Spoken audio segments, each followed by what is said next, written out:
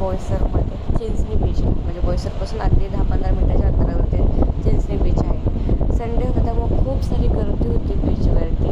थोड्या टाईम आम्ही थोडासा स्पेंड केला तिथे बीचवरती. थोड्या टाईम नंतरने आम्ही बोटमध्ये बसलो, कारण ह्यांची खूप इच्छा होती की आम्ही बोटमध्ये बसूया. मला फार नाही बोटमध्ये बसायला आवडत, म्हणजे पाण्यामध्ये, कारण ते पाणी कसं खासतं, पण त्यांना आवडतं म्हणून बसलो.